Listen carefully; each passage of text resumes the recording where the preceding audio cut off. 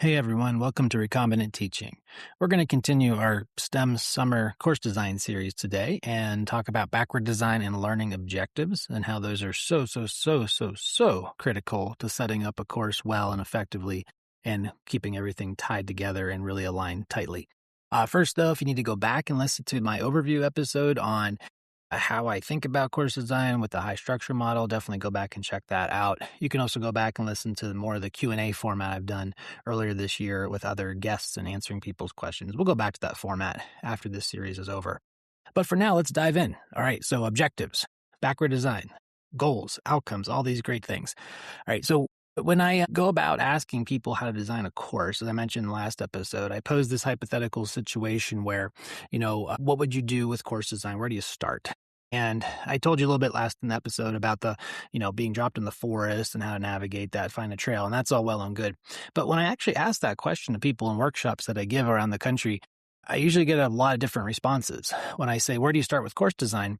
A lot of people will say things like the textbook, the syllabus, find someone who's done it before, go to AI to get help, find materials, find the lesson slides, things like that. And that's all well and good. You're going to need all those things. But then there's also a handful of people who will say things like backward design, learning objectives, goals, outcomes. What do I want my students to be able to do? And that's great too. So all these pieces that people answer when I ask that question in live audiences, I agree with. But I tell them we want to do one of those things first and one of those things later. And the first part of this is the idea of backward design. And we call this backward design. This came from Wiggins and Ty in the late 90s, and this applies to any type of course, any type of discipline, whatever you're doing, does not matter. But the point of it is that you start with objectives first, then you come up with assessments second, then you come with activities last. So again, that's the backwards piece. As again, I gave you that example. A lot of my participants in these workshops will say things like syllabus, textbook, schedule, day-to-day, right? Those are all the activity. That all comes in the activities, actually. So that while you might think of doing that first, you actually do that last. And I'll tell you why. All right. So with backward design, again, we start with our learning objectives first. And learning objectives or learning outcomes, learning goals, whatever you want to call them. And I'll break that down a little bit more in a second. But they're basically things you want your students to be able to do. So these are measurable, tangible ideas, measurable, tangible skills, content, whatever it might be that your students can actually do and achieve in the matter of a day, a week, a month, a course, whatever it is. So you start with those first. What do you want your students to be able to do? Okay, your learning objectives. Once you have your objectives in mind, then you can come up with assessments. And these are your bigger summative assessments. Maybe they're projects, essays, reports, your traditional quizzes, exams for STEM courses, things like that. You don't have to write them right away, but you should know what's coming. Okay, so you should know the level, and we'll have a whole episode, I should say, devoted towards assessment and how to put together summative assessments later on. But that's the idea, right? We want to think about how do we measure whether or not students can do these objectives. Second, those are assessments. And then last, the third place here, we think about our activities. So this is what happens before class with maybe reading or watching videos or little quizzes online. Then you talk about what happens during class, activities, clickers, group work, worksheets, after class, homework, review, practice quizzes, study guides, lab sections, tutoring office hours, all these other things, schedule, textbook, all that comes last. And we come up with that last so that we can have a solid grasp of, again, what do we want our students to be able to do and how we're measuring them.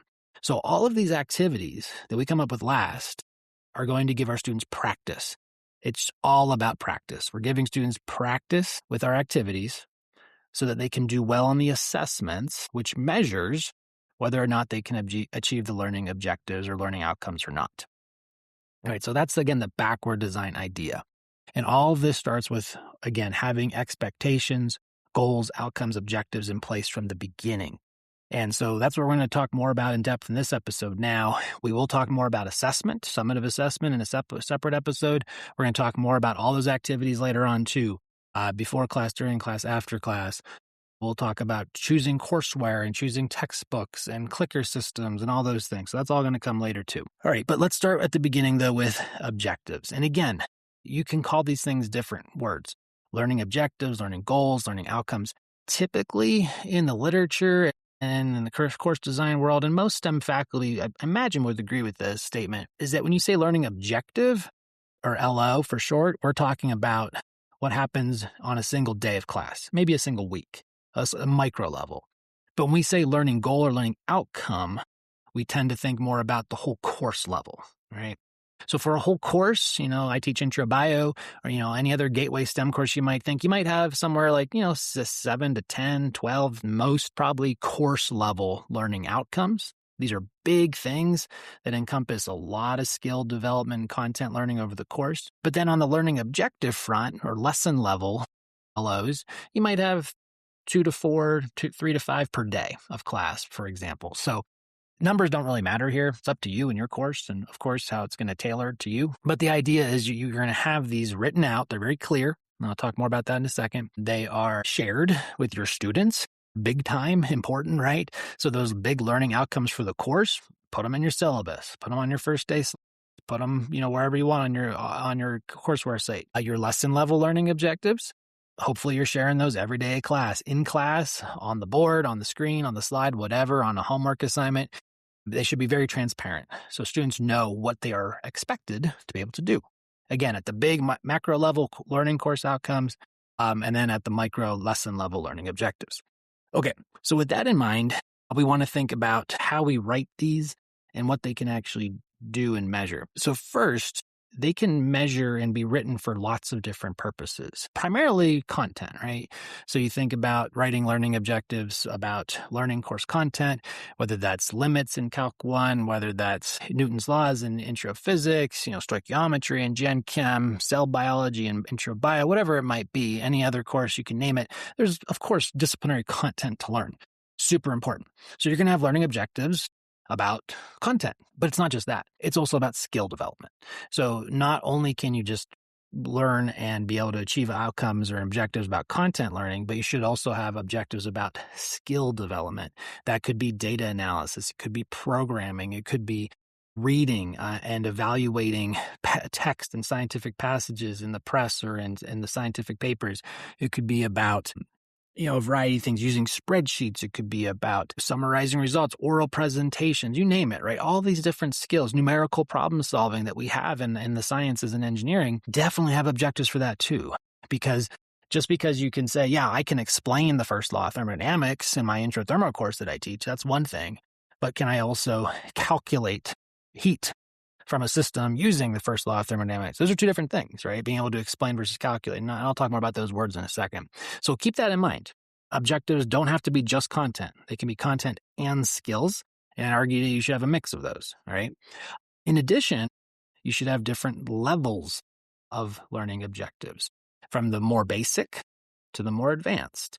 And what I mean by that, so I'll introduce Bloom's taxonomy briefly. So Bloom's taxonomy from the 1950s, Edward Bloom, was this pyramid. You've probably seen this. You can Google it right now. There's this idea that you have lower levels of cognitive skill up to higher levels of cognitive skill. And he broke it down to 6. So, and this is the model I like to use. So we have lower levels of remembering and understanding, kind of middle levels of application and analysis, and then higher levels of synthesis and evaluation. So you can have those 6 levels. And so when you're thinking about writing learning objectives, you can write them at different levels too. You can write some that are just really basic, just remembering, basic memorization. You can write some that have students apply their skills and content to a new situation. Maybe that's application or analysis. And then they have to do something completely brand new. They have to create something. That's synthesis, right? So you can reach across the levels of Bloom's, and it's up to you as an instructor, as a course designer, for what levels you want to reach. But I'd argue in this day and age, with our phones in our pocket and soon to be, Neuralink chips in our head and all these AI devices that are coming, right? You have access to content instantly as a student, as a human. So being able to use that, though, being able to apply it, that's even better. I'll never forget, and when I used to teach intro bio at UC Irvine, after one of our first early summative assessments, where I was having a class discussion about how it went. And it's not a small class discussion, by the way. There's 400 students in the room, 800 eyeballs, judging me. But, I asked them, how'd it go and what were you thinking about the exam and how were the questions? Were you prepared? And one student said, well, it's like you didn't just want us to know the content, you want us to apply it and use it. And I said, bingo, hit the nail on the head there. So yeah, I think what I'm passionate about with my students is developing scientific literacy, is about helping them achieve higher levels of cognitive skill and development. It's not just about telling me in bio what the organelles are in the cell and what they do, but it's about predicting what happens when you add a drug to a cell, or what happens if there's a mutation in a cell. What would that do to organelle function and cell structure and function, things like that. So you got to take it up a level, in my opinion, to get students ready for their careers, whatever they go off to. Okay, so we got different Bloom's levels. We got skills and content. Now, how do you actually put these learning objectives together? So there's this acronym, which I'm going to say, and I guarantee some of you listening are going to roll your eyes, okay? But it's an acronym that's used in a lot of contexts, and that's SMART. So you hear about this with goal setting. My son right now is actually taking an online personal finance class while he's in high school. It's part of his graduation requirements for his school district. And they talk about SMART, goal planning for finances, right? But we also use that SMART acronym for writing learning objectives. What's that mean? SMART: specific, measurable, attainable, relevant, and timely. I'm not going to get in a ton of detail on all those. You can look it up more, and I'll give you a link in the notes for some good resources on this and how to write these learning objectives. But the key thing with the learning objectives, to me, is that they are specific and measurable. So the SM in SMART. Okay, I think those two are really important. S and the M. So meaning that you write your learning objectives to be extremely specific to your course and what you're covering.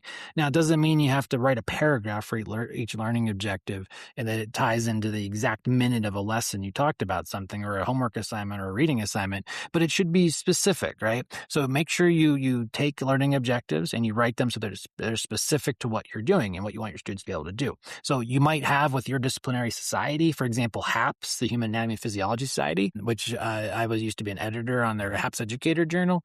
They have over 700 learning objectives for A&P 1 and 2, for Anatomy and Physiology 1 and 2. Crazy high number. But you can use those verbatim, which is great, it's freely available, or you can tweak them to make them more specific for you in your course. So if your disciplinary societies or groups out there have these LOs available to you, feel free to use them as is, or again, tweak them, make them more specific. But the M here in the SMART is really important too. The M is for measurable again. And this is really critical. And again, I'll put a link in the notes for this. But when you write learning objectives, they got to be measurable, meaning that you can write an assessment to measure whether or not a student has achieved that learning objective or not. All right. So what does that mean? All right. So let's say that example I gave earlier, explain the first law of thermodynamics. You can write an assessment for that, right? You can have a multiple choice question that assesses whether or not students can understand and comprehend and explain the pieces of what the first law of thermo says. You could have a question literally the same on the assessment that says explain the first law of thermo in your own words, right? And they have to blank box, they have to write it in. Things like that, right? So you can actually measure that. The other example again was calculate the amount of heat gained or lost in a system using first law.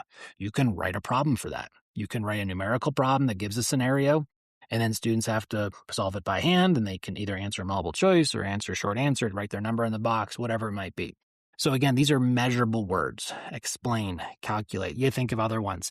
Define, list, compare, evaluate, analyze, predict, create. So there's a ton of these words, right? And they're really, really, really important. So I'll put a big list of them, a link to a big list of them in the show notes. You can check out a big list in my book. I also use them in my alignment card deck. There's a card for each Bloom's level that have all the words. And that's another thing there, that these terms actually apply to different Bloom's levels. So things like define, list, those are more level 1, the bottom of the pyramid. Remembering, explain, you're moving up to maybe understanding level 2, but then you get to apply and predict. Now you're level 3 application, right? And then you can kind of keep moving up through the pyramid. So different Bloom's words, different learning objectives words tie into different Bloom's levels. So keep that in mind too. As you're thinking about writing learning objectives that reach higher up the Bloom's pyramid, you're going to use different measurable words. Okay. Now there's 2 words when you look at all these lists that you're probably not going to see. And I'm actually going to focus in on just one actually. And that word is understand. You're never going to see the word understand in a list of Bloom's taxonomy words or learning objective measurable verbs. Because how do you actually measure understanding? You can't, right?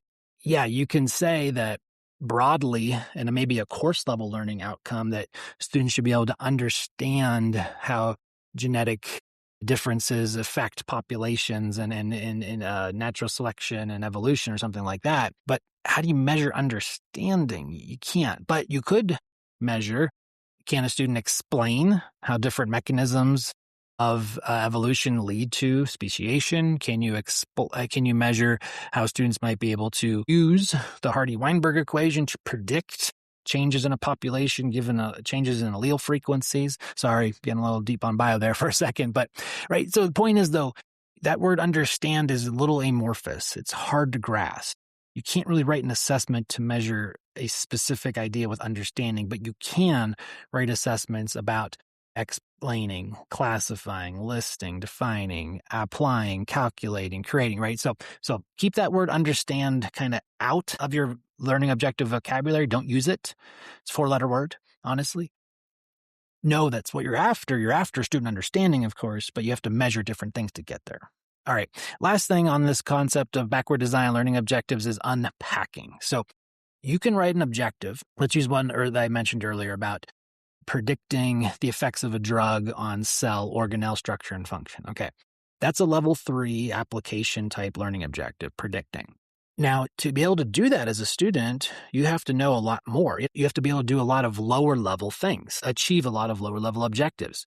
That's what I call unpacking. So in order to achieve that level 3 predict learning objective about the effects of a drug on organelle, structure, and function, you have to be able to do a level 1, identify organelles in a cell. You have to do another level 1, define organelle function. You have to do another level 2 now, maybe explain the functions of organelle and how their structures relate to them, right? So you have a lot of lower level, again, objectives that are unpacked from that higher level objective. So in my opinion, you don't always have to write those lower level ones separately. You can just give your students that level 3, predict what happens when a drug impacts organelle structure and function, and then tell them about, well, okay, in order to do this, you have to do these lower level ones too. Now, you can write those explicitly if you want. Maybe early on in the course, write the unpacked ones, and then as you move through the course, maybe taper that off. But have that conversation with your students that in order to achieve these higher level learning objectives, oftentimes they have to do lower level skills and achieve lower level objectives as they are unpacked from those higher level objectives. Okay, so all that being said here, as we wrap up, put your learning objectives first. Think about what you're going to do on every day of class, every week of class, month, whole course, right? Right. Big level learning outcomes, small level learning objectives. Make sure they're specific and measurable, and the rest of the SMART acronym, attainable, relevant, timely. And again, I'll put links in the show notes. Keep in mind, it's not just content. In Gateway STEM and all of STEM these days, we got to focus on skill development too. So content and skills. And then we also can reach different Bloom's levels from lower remembering all the way up to synthesis and evaluation. I'd urge you all to think about, how do we push higher? How do we get to those higher levels of Bloom's with our learning objectives? How do we push our students to be able to do more with what they're learning and make their education really worthwhile? And then also think of that idea of unpacking about how, in order to achieve those higher level objectives that we're going to shoot for, you need to do lower level skills and content development too. All right, so that's a quick, end up being about 20-minute primer here on backward design and learning objectives. I hope you enjoyed that listen. If you're doing this while you're washing the dishes, how'd it go? I don't know. Let me know, please, though. Reach out to me anytime as you're all listening on this series. What topics do you want to hear about? I can always make this longer and add more. I want to keep this going as long as I can. I have about 8 more episodes planned for this series. But again, if there's great ideas out there, send them in to me. I got a link on my website where you can submit a form. You can also just send me an email. And then, if you want to dive deeper, if you want me to help you and your faculty, let me know. I'd love to work with you virtually or in person to dive deeper into all aspects of STEM course design so that we can make our courses the best possible for our students' success and for our own faculty success and satisfaction too. All right. Thanks everyone for listening. We'll see you on the next episode, and we'll talk to you that time. Happy teaching.